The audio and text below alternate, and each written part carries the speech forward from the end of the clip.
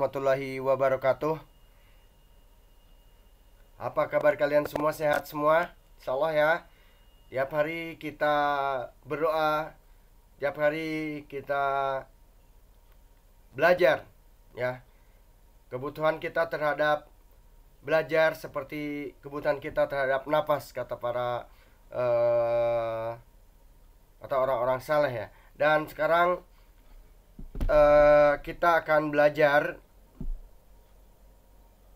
yaitu bab 7, mengenal lebih dekat dengan teks persuasif, atau di buku kalian berkomunikasi efektif dengan teks persuasi ya.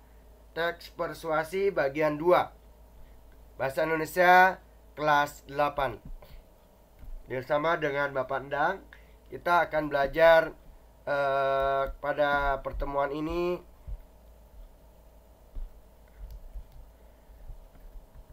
yaitu struktur teks persuasif, kebahasaan teks persuasif, dan langkah membuat teks persuasif, atau bisa teks persuasi ya. Kemudian kita buka dengan struktur teks persuasi. Struktur teks persuasi terdiri dari pembukaan, tesis, argumen, dan rekomendasi ya. Jadi ada setiap karangan itu, setiap teks itu biasanya ada strukturnya, dan struktur persuasi diawali dengan pembukaan, tesis, argumen, dan rekomendasi. Ingat ya, pembukaan, tesis, argumen, dan rekomendasi. Kita coba jelaskan satu persatu dari struktur persuasi ini. Pertama, struktur persuasi dibuka oleh pembukaan ya. Ini biasanya memuat pandangan awal penulis ya, yang menempatkan topik pada suatu rangkaian kalimat yang relevan. Dan biasanya pada pembukaan ini ya,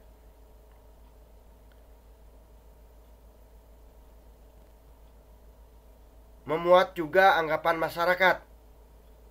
Dan bagian ini termasuk bagian yang bersifat opsional. Artinya boleh jadi bisa menggunakan pembukaan ataupun tidak ya.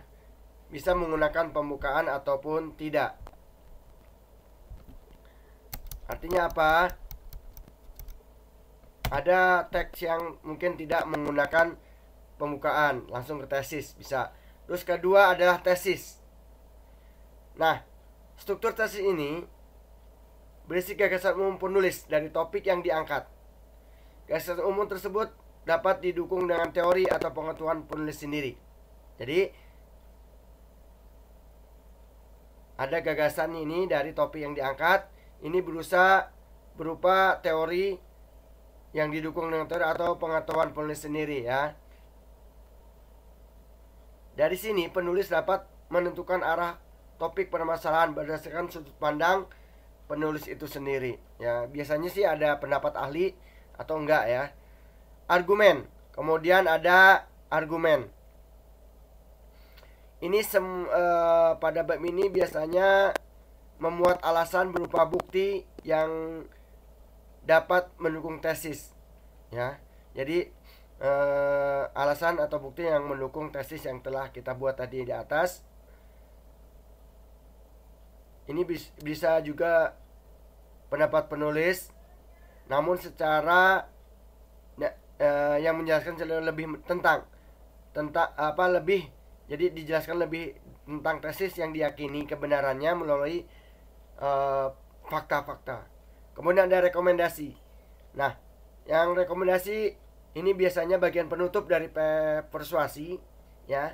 Bagian penutup ini berisi ajakan, saran, atau pertimbangan positif agar pembaca mengikuti atau melakukan hal yang telah disampaikan oleh penulis pada tesis yang diperkuat oleh argumen dan fakta-fakta oleh penulis. Jadi ingat ada pembukaan. Kalau pembukaan itu kondisional atau boleh ada boleh tidak. Kemudian tesis, ini gagasan penulis dari topik yang diangkat. Argumen ya, ini berupa bukti ya,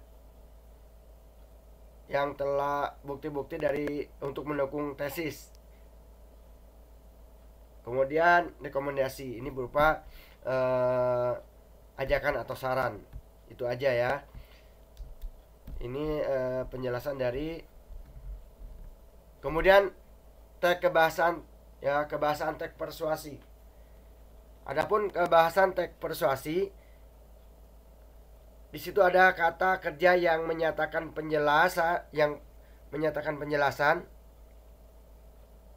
Ini biasanya ada di pada pembukaan ya, dan penyampaian tesis. Jadi kata kerja ini ada di kata kerja yang menyatakan penjelasan ada pada biasanya bagian pembukaan awal dan ataupun tesis. Ini biasanya ada merupakan, ialah, dan adalah. Kemudian ada konjungsi yang menyatakan tujuan dan penjelas. Konjungsi ini sering digunakan pada bagian tesis. Jadi konjungsi yang menyatakan tujuan dan penjelas ini biasanya pada tesis.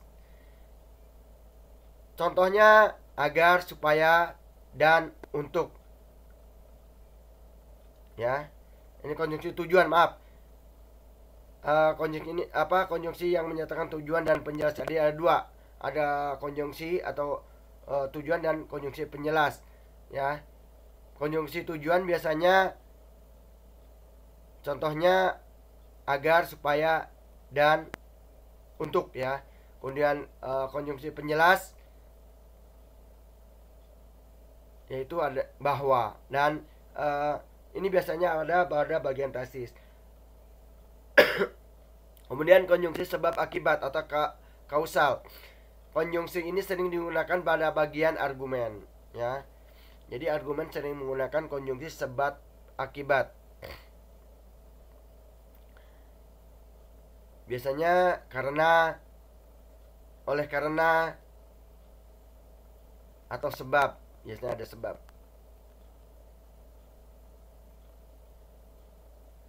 Sedangkan konjungsi akibat biasanya hingga, maka, sehingga, sampai, dan sampai-sampai ya.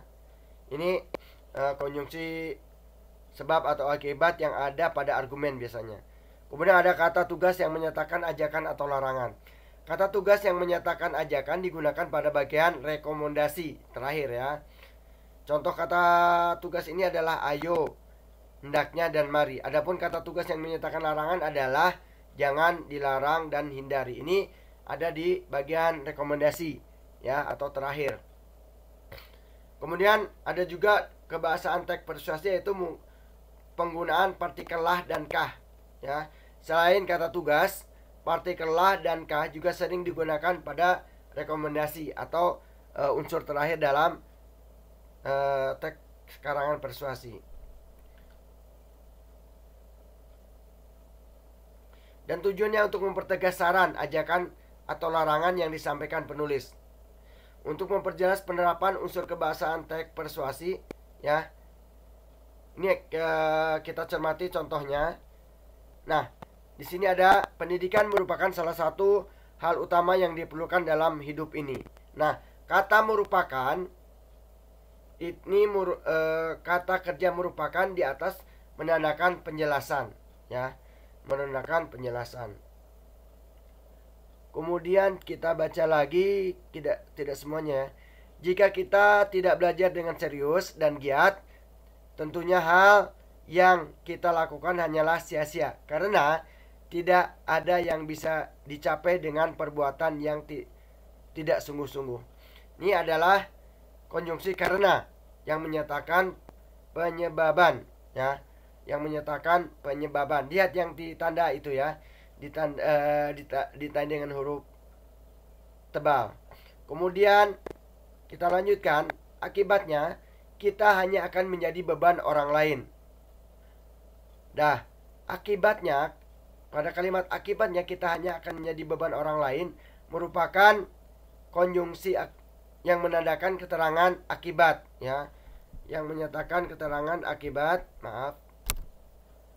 Dan di situ ada juga, oleh karena itu marilah belajar dengan giat dan sungguh-sungguh agar kita dapat mencapai cita-cita dan menjadi bermanfaat bagi orang lain. Ini kata marilah ini pada kalimat tersebut merupakan kata tugas ajakan. Itu contohnya aja ya. Ada di buku kalian, silakan nanti dibuka. Dari Bapak menyarankan kalian tidak cukup mencukupkan diri dari mendengar atau menyimak apa yang dijelaskan pada video ini ya, tetapi juga baca buku dan boleh baca-baca website yang lainnya ya. Kemudian langkah membuat teks persuasi. Nah, langkah membuat teks persuasi yaitu pertama tentukan topik. Setelah kalian mendapat topik, tentukan tujuan yang akan dicapai. Karena ini kan berupa ajakan, jadi harus jelas tujuan yang akan dicapainya. Kemudian sampaikan tesis atau pendapat yang berhubungan dengan topik. Setelah kita ada tesisnya, identifikasi alasan, rumuskan kalimat ajakan. Selanjutnya ya, buatlah kerangka teks persuasi. Kembangkan kerangka menjadi teks persuasi. Jika teks disampaikan secara lisan, ungkapkan gagasanmu secara tegas dan lugas. Ini kalau lisan. Kalau tentu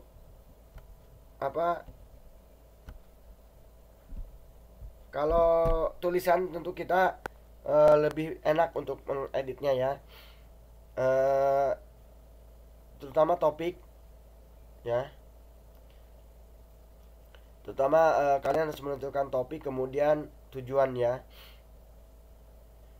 Nah, ini langkah-langkah membuat teks persuasi ya. Ingat ya, teks persuasi itu berupa ajakan ya. Ajakan dengan fakta-fakta, dengan alasan-alasan, dengan pendapat-pendapat yang kita siapkan hingga orang lain bisa mengikuti apa yang kita inginkan ya.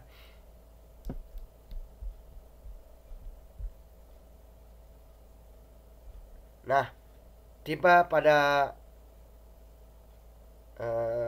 slide terakhir, yaitu kritis terhadap suatu masalah dalam kehidupan sehari-hari merupakan modal yang dibutuhkan untuk menulis teks persuasi. Jadi kita harus bagaimana cara menulis teks persuasi.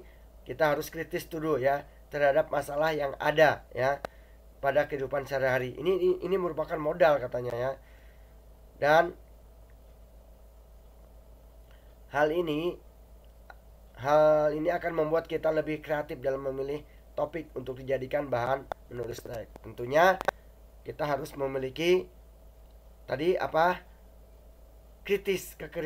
sikap kritis terhadap yang kita lihat sehari-hari ya, yang kita alami sehari-hari, supaya kita bisa memiliki topik yang bagus untuk dijadikan bahan menulis teks persuasi. Demikian pertemuan penjelasan singkat dari Bapak. Jangan lupa buka bukunya, dibaca-baca ya. Karena membaca itu gerbang ilmu ya. Membaca itu gerbang ilmu. Demikian dari Bapak. Selamat belajar. Semoga kita tetap berada dalam lindungan Allah Subhanahu wa taala. Assalamualaikum warahmatullahi wabarakatuh.